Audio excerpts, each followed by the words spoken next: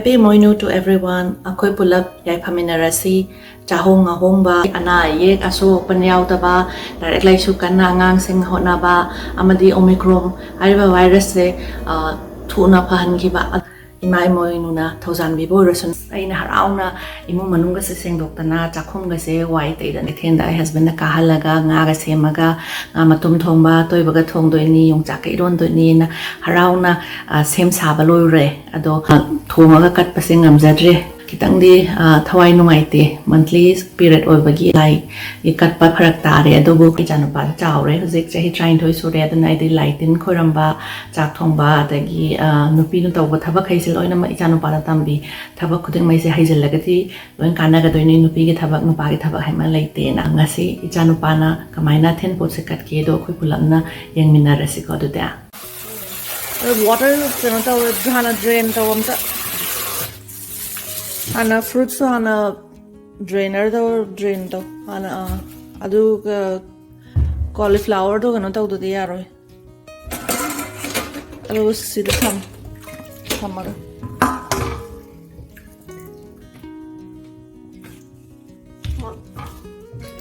drain taraga plate set out do bueno so one of the put it over strawberry do achawa humari khatang hapase duga cherry ne dagi grape kharaga jo kano like alaga eyelash na jo ma strawberry palm strawberry jag heta hai doriba cover torga tham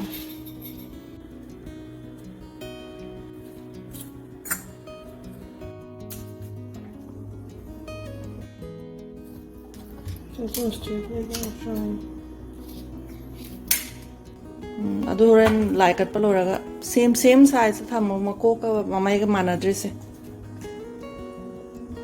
display the fish. No, not with the basket, Girish. Tamna. No, bigger one the thab. Basket to thamo kind of sing tap. I can keep it later. Pumpkin is pro. Pumpkin and a vegetable get the hapa. Vegetable. Everything has to be on the vegetable side. Big one. Fruits na do the hapa. Grapes ne, cherry ne, strawberry ne. Adagis the apple ga orange ka yaabda. Yeah. Fazana Girish, fazana.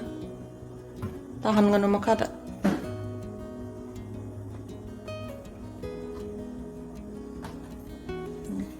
Tadana bigger one strawberry tador side ta. So the apples ka orange ka se asi lauka. The potato ga onion ga na sige basket ki gano sida hapaga. Orange na side hapo smaller one da tarakta na ba. Mango mi yaurim. What about tomatoes? Tomato is a vegetable and fruits ta hapo. But tomatoes are Also strawberry do kitang changchelo plate ta dore. tomatoes are technically fruit. Orange sugar fruits to ta na bagirish. Focus to in hype sida. So makha ise samsung ga tham. Adu makha ta ba kat ya da ba. Adagi sigi onion ne potato ne dagi se adu mayam na sigi vegetable gi da hapo. Kai wali gi ngi mama. Salt ne adagi oil. Salt. Yeah. Adiga kano sida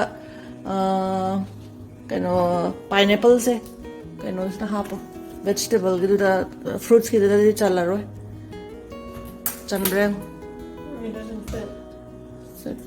kitang sida sa tho plate se to ko chanbreng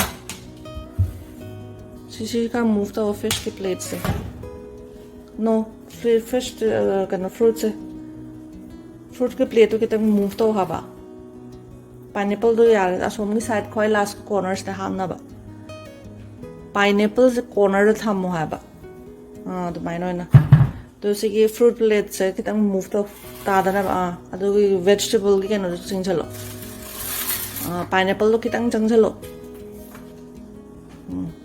ꯌꯥꯔꯦ ꯑꯗꯨ ꯕꯥꯁꯀꯦꯠꯇ ꯂꯧꯊꯣꯛꯑꯣ ꯀꯣꯟ ꯃꯌꯥꯝꯗꯣ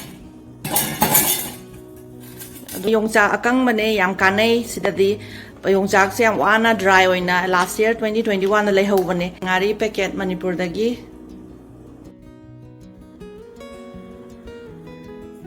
ꯂꯥꯏ ꯙꯨꯞ ꯊꯥꯔꯒꯦ ꯇꯧꯔꯤ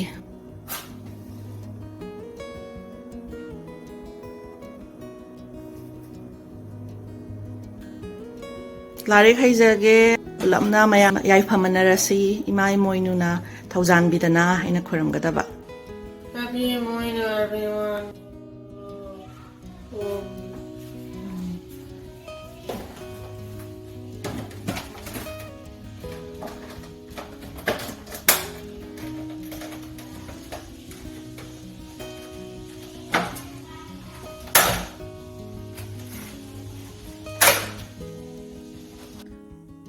ꯂꯥꯏꯔꯤꯛ ꯌꯥꯝ ꯍꯩꯖꯒꯦ ꯀꯣꯚꯤꯗꯁꯦ 2022ꯗ ꯐꯕ ꯑꯣꯏꯍꯟꯕꯤꯌꯨ ꯑꯩꯈꯣꯏ ꯄꯨꯂꯞ ꯌꯥꯏꯐꯃꯤꯟꯅꯔꯁꯤ ꯌꯥꯏ ꯐ ꯃꯤ ꯅꯔꯁꯤ